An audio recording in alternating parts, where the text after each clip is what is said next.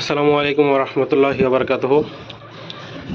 সামনে যেটা দেখতে পাচ্ছেন এটা হচ্ছে আমার মুরগির সামান্য ছোট্ট একটি সেটআপ এবং দীর্ঘ প্রতীক্ষার পর আমার এখানে 4টা মুরগি আছে, উপরে একটা আর নিচে 3টা।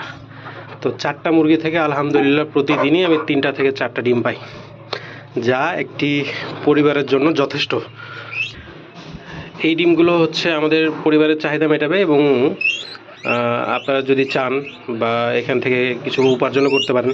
যেমন ফার্মি মুরগির এগুলো বীজ ডিম, নিচে যে 3টা ডিম দেখতে পাচ্ছেন এগুলো বীজ ডিম আকারেও বিক্রি করা যাবে আর কি। তো বীজ ডিম আকারে বিক্রি আমি একবার করেছি, 25 টাকা করে পিচ বীজ ডিম। আর এগুলো যদি বাচ্চাও তুলে বিক্রি করতে পারেন, একদিনের বাচ্চা 50 টাকা করে পিচ। তো যেভাবে বিক্রি করেন না কেন সেভাবেই লাভ আছে। আর নর্মালি যদি খাওয়ার জন্য কেউ নেয়, যেমন ওই যে উপরে যে মুরগিটা ডিম দিয়েছে এই ডিমটা আমি খাওয়ার জন্য বিক্রি করি, কারণ এখানে মোরগ নাই, এই ডিমে বাচ্চাও আসে না। আর নিচের 3টা ডিম যেগুলো দেখতে পাচ্ছেন এগুলো সাধারণত যে বাচ্চা তোলার জন্য রাখছি আমি, কারণ আপনারা ইতিমধ্যে দেখেছেন যে আমি বালতিতে করে বাচ্চা তুলছি, হ্যাঁ, বালতিতে লাইট দিয়ে আর কি। তো দোয়া রাখবেন সবাই এই পদ্ধতিতে। চাইলে ছোট্ট একটি জায়গাতে আপনারাও এরকম করে 4টা থেকে 5টা মুরগি পালন করতে পারবেন। 4টা মুরগির জন্য একটা মোরগ হলে যথেষ্ট।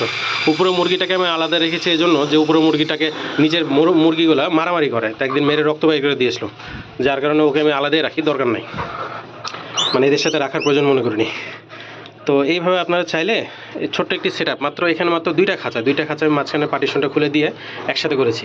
তো এইরকম সেটআপে আপনারা 4টা মুরগি এবং একটা মোরগ অবশ্যই করতে পারবেন, যা আপনাদের পরিবারের ডিমের চাহিদা অবশ্যই মেটাবে। অথবা এখান থেকে যদি আরেকটু বড়সড় করতে পারেন, দেখা যাচ্ছে 10টা মুরগি 2টা মোরগ, তাহলে এখান থেকে আপনারা আর্নিং ও উপার্জনও করতে পারবেন সামান্য পরিমাণে।